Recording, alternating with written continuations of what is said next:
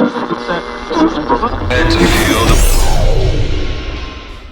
everyone, welcome along to Chargers TV. Yes, another episode is here and it's Ronnie Riggs. Justin Bryan alongside you here. JB, welcome to you as always. Yeah, g'day Ronnie here at Swisher Hoops Academy. Quite a night at Swisher Hoops Academy. Of course, the end of the season is winding down locally. Reserve night tonight here on a Tuesday when we record. Seniors tomorrow night, a couple of weeks' time, we'll be covering that on the West Coast Ball Connection for everybody. But speaking of big weeks of basketball, Ronnie, it was a huge week for your McKay Timber Hobart Chargers. The women doing what hasn't been done in close to 5 years, and the men going 1 or 2, falling back above one game above 500 and making things really interesting across the ladder, across the entire competition. Absolutely. Round 7 concluded over the weekend in the Coles Express NBL1 South season, and of course your McKay Timber Hobart Chargers were at Keilor and Kilsyth. Let's have a look at the women's results for you now, and they won it in a pretty good game here, 80-74. And let's have a look. Hollingsworth here for Keilor with 31 points. Had a huge game. She played really well. And then next best was Umaza with 16 there and 11 rebounds. And then Cleffin there with 8 and a couple of assists as well too. Let's kick it over to your McKay Timber Hobart Chargers. Angeliki Bensalaya there, 14 points, 3 assists. Paige Bradley had 10 points and 7 rebounds. And Kayla Steiner, once again, a very good double-double by her, 23 points and 12 rebounds. Now let's jump to the Sunday, JB, because straight away to the Sunday, Ronnie. Straight away to the Sunday, because then you can right there. Oh, right there. Oh, yes, because then you can wrap up both games for us here. Well, they did it in convincing style, winning by 18 points, 94-76, and I tell you what, Kilsyth did have a good spread of scorers here. Jenkins with 18 points and 18 rebounds. She had a very good game. Yeah, 5 double-digit scorers there for the Cobras. 5. My apologies. Nikita Young with 12 points and 4 rebounds. Izzy Lopes there with 13 points and 7 assists. And then Hart with 12 points and 5 rebounds and 3 assists. And then Hannah Day with 10 points as well too. Meanwhile, just flick over the page here, JB. We'll hand you that one. There we go. Keep the script rolling. Yep, absolutely. Let's have a look here. Angeliki Minsaleu, once again, 12 points, 4 rebounds, 3 assists. Sarah O'Neill, 20 points, 6 rebounds and 2 assists. 21 points and 14 rebounds for Kayla Steiner. Another good back-to-back double-double performance there once again. But Paige Bradley turning up the heat. 27 points, 5 rebounds and 6 assists, if you don't mind. JB, they go 2-0 for the first time in quite some time as well too. You'll have the stats for us there on that one. But what a way for the McKay Timber Hobart Chargers women's side to just keep on going better and better and better. Yeah, strength to strength, Ronnie. I mean, Dwayne Davey spoke during the week in the media. There were 2 real focuses. It was lighting a bit of fire with Angeliki Vinsaleu and just wanting her to step up a little bit more. But it was basically saying this is the do-or-die road trip. This is if we're going to be competitive, if we're going to be close to finals this year, these are the 2 games we've got to win. And they managed to get the job done, of course, going up against Keilor there, Ronnie. Keilor opened up really strong in the first quarter. Second term straight back to the Chargers. A real tightrope, tug of war, I should say, in the third. Able to come over the top in the fourth. Real key factors there, of course. Just the defensive numbers overall for Keilor. Only the 4 steals and no blocks there. The 4 stocks total, but it was 15 stocks, steals and blocks there for your McKay Timber Hobart Chargers. And then, of course, getting to the free throw line, always pivotal in these games. And when you look at the difference there, 9-13 for Keilor, 22-28. Getting to the foul line, really trying to earn their keep there, particularly with some lower field goal numbers amongst the girls. In fact, the Chargers not even shooting 40% from the field. And then you go across the board, low turnover numbers, only the 10 turnovers. Dwayne Davey and his staff are going to be really happy with that. And low personal foul numbers as well, only 14 there. Of course, we talked about just how good everyone had played across the board there. Angeliki with that 14 points, 3 assists there. But Kayla Steindl, once again, big double-double for her. And, of course, limited when you look. She was 14-14 from the free throw line, so 9 of her points only coming from the field there.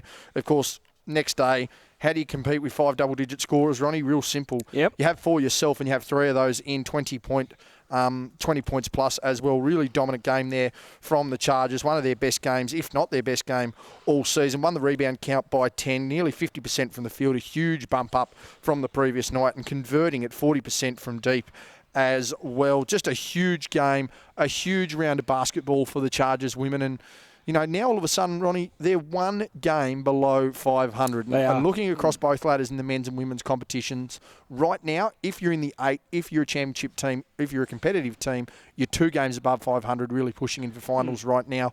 Chargers really on that precipice of just breaking 500 in the women's comp. Of course, coming up at home against Eltham is going to be really interesting, and then the back-to-back games the following weekend, 3 straight home games. That's a real chance if home is as big as it's meant to be for this club.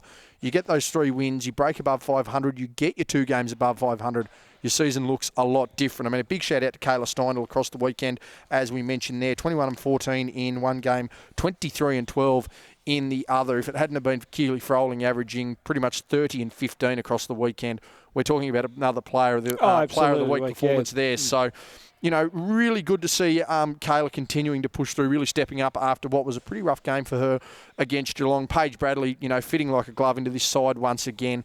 Angeliki trying to step up, and Sarah O'Neill continuing to plug away as well. So it's going to be a big game over the weekend, but a sensational result for your McKay Timber Women's Hobart Chargers, who, as you mentioned, Ronnie, got the double on the road. The first time that the Chargers have done that as a women's unit since round 14, 2018. Talking to Coach Dwayne Davey there, Clara Wisher was in the squad. That was the year we had a Brit Smart, Clara Wisher and Kathleen Shear. Yes. Only managed about 6 or 7 games together as a unit, missed finals by a game. When you look at it there, Clara had 40, Dwayne was telling me, over that weekend. So really good to see the evolution of the team as well. Not just relying on that, that big game that you require out of a star player. Good to see everyone contributing, getting the job done. Absolutely. No, great to see the women's side doing their thing and going 2-0 on the road. Really sets up for a big match-up against Elfin on Friday night, which we'll preview very shortly. But let's get to the men's results for you now. And let's go to Keilor. It was a thriller at the Keilor Basketball Stadium. That is for sure. Went right down to the wire. And a big clutch 3 by Devon Watson, able to put the dagger in the Keilor Thunder. The Chargers win at 81-78. And let's have a look at some of the scorers here. Will Jenkins with 18 points, 12 rebounds. It's a good double-double by him for Keilor. Robbie Heath, who's been a consistent performer throughout the the Coles Express NBL1 season for the last few seasons now, 13 points and 4 rebounds.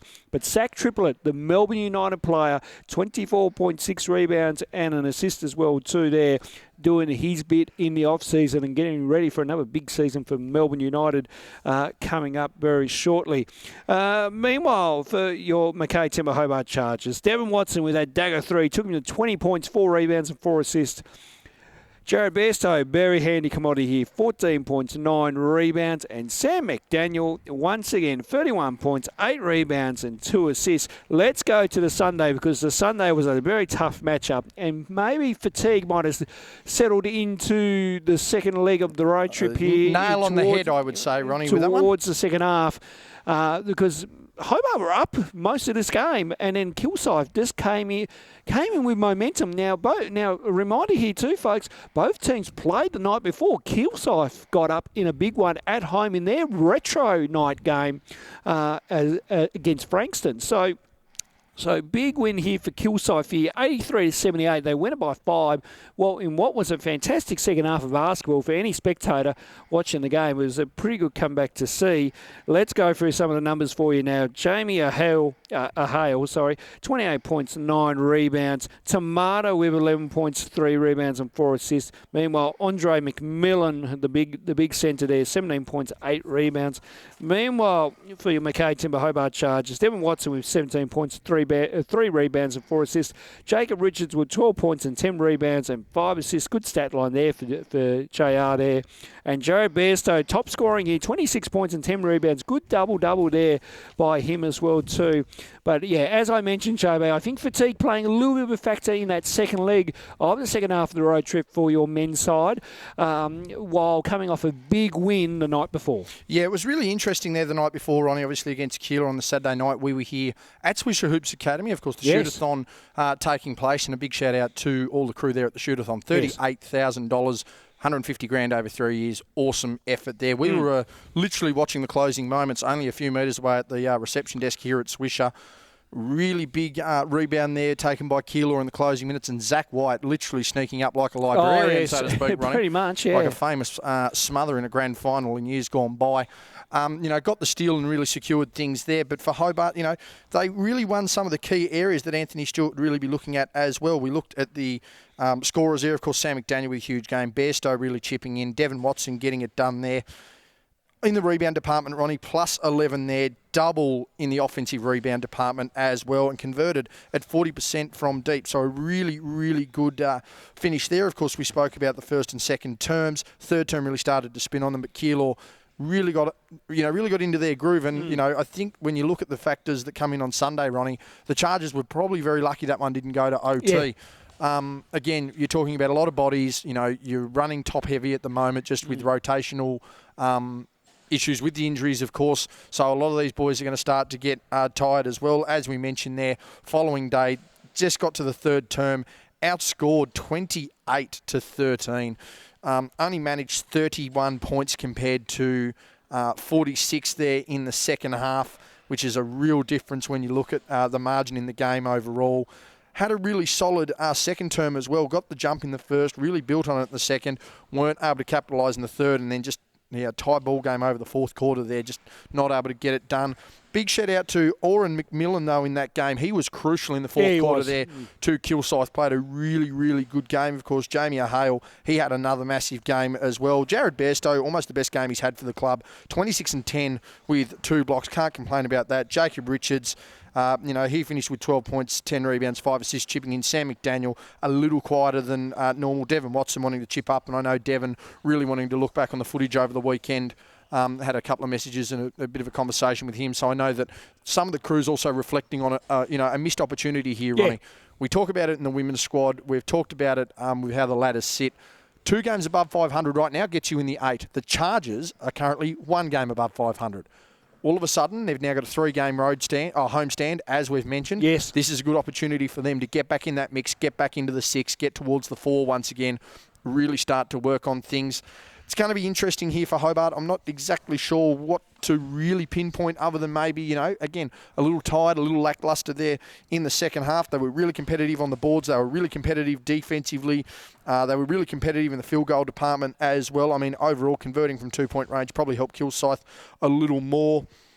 Other than that, it was a really balanced spread across the round in both games.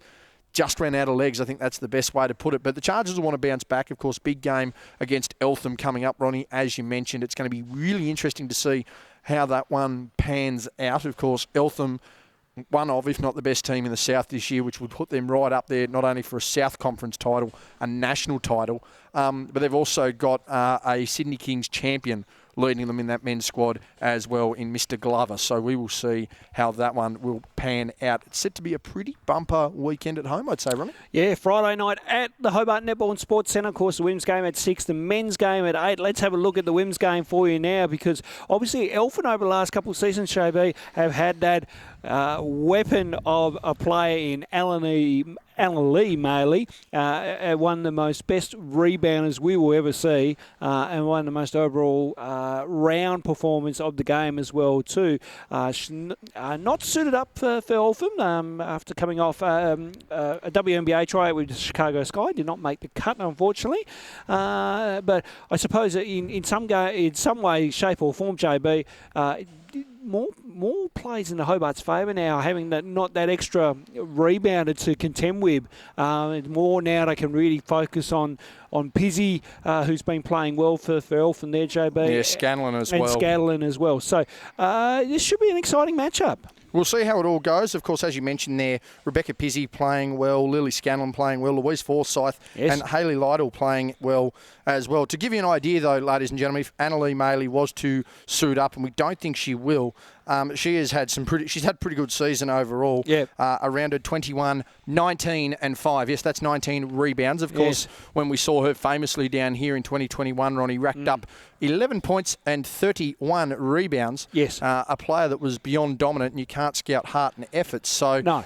again, they're going to be really tough. 5-5 though. So, I mean, this is one of those games at the moment for the women's side, Ronnie, where, you're looking to break 500. You're looking to put Eltham under 500, starting to build your own chances there once again as George sees his way out. Good to see the great man there. But, yeah, it's going to be a really tough matchup. As I mentioned, Ronnie, I think the advantage is that the girls are going to be home. We've got to be riding a huge wave right now, and this is going to sound really silly, but we're going to have to do a bit of a throwback and a bit of a check to see the last time that the Chargers women were at 500, Ronnie, because 2019, there was another franchise in town. Season didn't go ahead 2020, defeated in 21, 3 games last year. That's a real turnaround for the club. So it's going to be at least 2018, and it's going to probably be towards the end of 2018 as well when they tried to make that final run to push towards the finals. So, again, this is a real key game here for the Chargers, and there's no doubt about it. Pui, Dwayne, Roscoe, all the staff there, they've got to be happy with the effort that the girls have presented so far. They're going to need to bring that exact same effort on Friday night as we just have a look at some of the team numbers just quickly. Yes, so let's go for it, JB. Yep, just quickly here, of course, Eltham, 73.5 points a game, 44 rebounds a game, 18 assists a game as well. So they don't mind the ball movement. They don't mind getting on the glass. Of course, points being scored as well. Going to be a really, really big matchup in the women's game. Absolutely. And, of course, it all happens at 6 o'clock at the Hobart Netball and Sports Centre. Get your tickets, Fruity. Ticket. You can get it from the MBL1 website if you go to the Chargers. If you go to the Chargers on the MBL1 website, there is a ticketing link. Otherwise, just Google Hobart Chargers try booking. There you go. And you're usually pretty safe from there. All right, let's have a look at the men's game now. Eltham are on top of the ladder, JB, and the team to beat right now between them, Mount Gambier and Frankston. I believe so, yes. Right now, Eltham are up and about. They are 8-2, Ronnie. And just having a quick look here, they've got. Just go back to their team list, JB. Oh God, Angus Glover, Callum Dalton, Owen Foxwell, Joshua Sykes, Sam Short there. He's pushing on the double digits as well. So they've got 5 deep on the offensive. Now I was going to say, of course, Angus Glover, championship winner with the Sydney Kings. Sam Short, a former Melbourne United player. Owen Foxwell's been making an impact. The up and comer of this competition, and let alone in the NBL as well too for the South East Melbourne Phoenix. This is going to be a good team to watch, but also too for your McKay Timber Hobart Chargers, JB, it's going to be a tough matchup. I mean, they're taking on top of the ladder here right now. Eltham are rolling. Hobart are kind of a little bit disappointed with the road trip from the weekend, but this is not a bad game to try and bounce back from the Sunday one. This will be a real test for both sides. If you're Eltham, you're coming down to Tassie, you're 8-2, you want to be the first team to 10 wins in the South. No doubt about it, they'd be looking at the Thunder, wanting to get the Thunder. From a Chargers standpoint, they're seeing the Chargers slip a little bit, might be a little bit top-heavy, might be a little tired. Yes. Yeah, they're at home, but this is the game that they know is gettable, particularly after Geelong rolled into town to have a go as well. Of course, Eltham, as we mentioned before, Ronnie, if you are a favourite to win it in the South, you are genuinely a favourite to win it nationally as well. Over the season, 92.3 points a game. They pour in the points, and that's an average, ladies and gentlemen, so 100.9 is certainly not out of their realm. They get on the glass, 40.6 boards, 20.1 assists as well. This is a team that can really go through, as we mentioned, Dalton, Foxwell, Glover. They're your 3 leading scorers. They're going to be key and crucial to check out. Of course, Angus Glover and Sam McDaniel, I imagine, is going to be the really crucial matchup for those there. No doubt Foxwell and Dalton, they'll be looking to take on your Watsons, your Richards and your Bairstows as well. Be really interesting to see how that goes. And I think it's the role that we're going to see played within this game, Ronnie. Of course, Devon Watson back from what was a niggling hamstring concern. Yes. Still don't have a timeline for Geordie Hargrave. We know he's trying to progress through. Of course, Brooklyn Bruton had a bit of a back concern, so we hope he's okay. Unfortunately, it looks like Ollie Angerstein now, just listening to media from last week, Ronnie, probably not going to see the floor again this season, which is unfortunate. But again, this is your chance for your young guys to step up, and this is going to be a really good team to step up. Of course, we can see Phoenix Roby and Jordan Walker from here working out. They've been getting minutes. It's your Callum Bouchers. It's also your Will Fergusons. It's your Harry Griffiths. It's those kind of guys that are going to have to get in and have some big minutes and have some big impact on this one. I don't necessarily like the Chargers' chances, Ronnie. I think you've got to be fair and respect the team that's currently number 1 in the South. Yes, absolutely. But at the same time, you are at home. you're one game above 500. This can really kickstart a bit of momentum for you, knowing, hey, if we build this up, we could be 3-4 games above 500 at the end of our little home run here for the next couple of weeks. So a huge game coming up. It's going to be a huge battle. 8 o'clock, it all tips off at the Hobart Netball and Sports Centre. As JB mentioned, you can get on the NBL1 website of the Hobart Chargers, find the ticketing link there, and go book your tickets online for what will be an absolute ripper on a Friday night. Now, you can keep up to date with all the goings on here at your McKay Timber Hobart Chargers through our social media. And once again, we're pumping it out left, right, centre as always, JB. Flat chat. Yep, absolutely. There's never a dull moment or never a 5-minute break, so to speak. That's probably the best way to put it. Yeah, probably. You can give us a like on Facebook. You can follow us on Twitter. You can give us a follow on Instagram. And you can subscribe to the YouTube channel as well, too. So don't forget to keep up to date with all the goings on here for your McKay Timber Hobart Chargers. As we mentioned, round 8 of the Coles Express NBL1 South season rolls into town here in Hobart on Friday night. And it's going to be a ripper of a game. There is a slight change to the broadcast team. I go out and Mark Nash coming in. Mind you, though, our usual game night commissioner, Josh Byrne, is unavailable. Therefore, the next highest level, ranked, whatever we want to put it, JB. Well, I do work with the NBL during our off-season as a matchday manager. I'm going to step in as game commissioner and take the reins there and oversee proceedings, JB. Absolutely. I just want to warn everybody that Ronnie's arm did not break in patting himself on the back in this segment.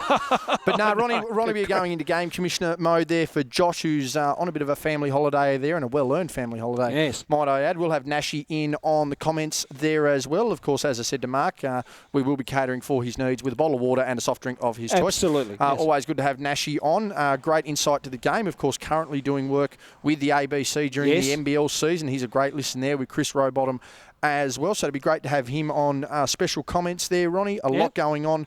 Obviously, game night as well. And I dare say Mark will be certainly hoping Annalee Maley doesn't line up. We don't need to be having flashbacks in the commentary booth. No, we do not. With Nashy, who was coach of the team. But, of course, as we mentioned, Mark, a legend of the club, legend of Tassie basketball, a very modest in comparison to his offsider one, A. Stewart. Yes. But no, Mark's been around the caper. He's represented at a national, he's represented junior national level. He played in the NBL for a decade.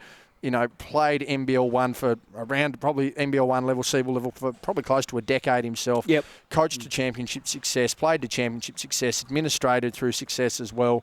One of the big helpers here at Swisher Hoops Academy. Again, thank you for letting us use the venue for the show. So it'd be great to have Mark on board, have him on special comments once again. And, brings a really great insight to the game, that's for sure. Absolutely. Now, let's give you a quick heads up. We have a double header coming up in the first weekend of June. Of course, Friday night on June the 2nd. We have the Frankston Blues in town. And then we're taking our next home game to Sorrel and to the new stadium down there. A sensational venue out there in Sorrel. Pembroke Park. I encourage the Sorrel community to get your tickets when the ticketing link is available to purchase tickets, and get on down and come support the McKay Timber Hobart Chargers and come and see what it's all about in the Coles Express NBL1 South season. And we're looking forward to coming down to Sorrel in 2 weeks. They're going to be interested to see what the dynamics like as a broadcast running. Of course, camera will be back on the scaffold. We'll probably be down a little bit lower for us on calling the game. But no, always good to get out and about. And I know in previous years when we've been, say, at the Entertainment Centre, we've taken it to Kingborough. I know when we've been at Kingborough, we've taken it to Creek Road. Now at Creek Road, we're going out to Sorrel. So, you know, who knows where the game's going to rock up at this point. I mean, there's a contentious talk of a stadium being built here in Hobart. I mean, can we put 30,000 into a stadium at Mac Point? I don't know, Ronnie. That'd be pretty that'd be pretty ambitious. But, yeah, no, really good to move the game out and about. And, of course, go out and to the more suburbia and the rural areas of the South and Hobart in general and just really take the game out, because as silly as it sounds, on a Friday night, you try going from Sorrel to try and get to the Sports Centre at 6 o'clock. Good luck. Yeah, good luck. It's the same, same out at Kingston as well. So really good for the Eastern Shore community to get out and support. Going to be hopefully see a few of the Seba kids out there as well. Absolutely. Your Dominoes, your Southern Wolves, your Grenadiers, the local clubs there. Hopefully they can get some of their juniors and their kids there as well. Set to be a really bumper weekend of basketball, Ronnie. And I do believe that is the second of, is it 3 double headers we have this season? Yeah, yes, it will be, because then we've got one more in July. Of course. So, which I think is the Mount Gambier one. I'm pretty sure, because we get the Derby as a standalone. Correct, against Launceston and the Northwest. Yes, so it'd be Mount Gambier and I can't think of the other team. Though Ringwood are coming into town for the Sorrel game, so the women will be up against the national defending champions, and we're absolutely cracking them in. We'll have more to talk about that in next week's show.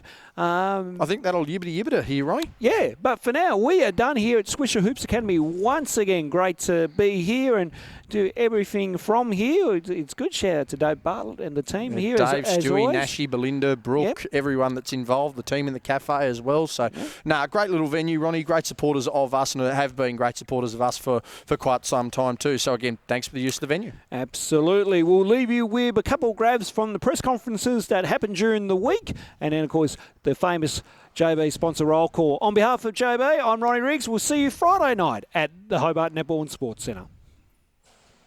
Yeah, so it's basically the case of this entire month that we're sort of playing those teams that are sort of sitting around us on the ladder, and Eltham are no different to that, and they're a good, strong, evenly balanced team that we're really going to have to be on our ball to beat. But yeah, it's definitely a big game for us, and we need to sort of, if we're serious about making the finals, these are the types of teams that we have to beat. So we're really setting ourselves again to do that this week. They've only lost 2 games this season, and we haven't been great at home. Our road, most of our success has been on the road this season. So huge couple of weeks. We've played 7 out of our first 11 on the road, and now we need to try and string some wins together on our home court. Of course, it would not be possible without our great sponsors across the league, the club, and of course the Hobart Sport and Netball Centre. On behalf of the MBL1, we'd like to thank Coles Express, Zero Relief, Ronnie's favourite car brand Mitsubishi. Absolutely, what a car it is, JB. Everyone's favourite shoe store, Foot Locker. On behalf of the Hobart Chargers, we'd like to thank McKay Timber, Skybus, Swisher Hoops Academy, Bennett's Mood Food, THA, Core Staff Marsh, AD Waterco, SS Glass and Glazing, Kinetic and Callis Hospitality. We'd like to thank again and appreciate our basketball partnerships with Basketball Tasmania and the Tasmanian Jack Jumpers, our media partnerships with the Mercury, 7HO and SEM. We'd also like to thank our player sponsors, Hank Petrusma, EIS Property, Bulk Nutrients, Campbelltown Hotel, Foot Systems, Exercise and Sports Podiatry, Josh Willey, MLC, More Confidence Consulting, Taz Precision Contracting, Pars Heat Pump Centre, D'Angelo's Restaurant and DS Projects. And of course, on behalf of the Hobart Netball and Sports Centre, we'd like to thank Zambrero and Schweppes Asahi Beverages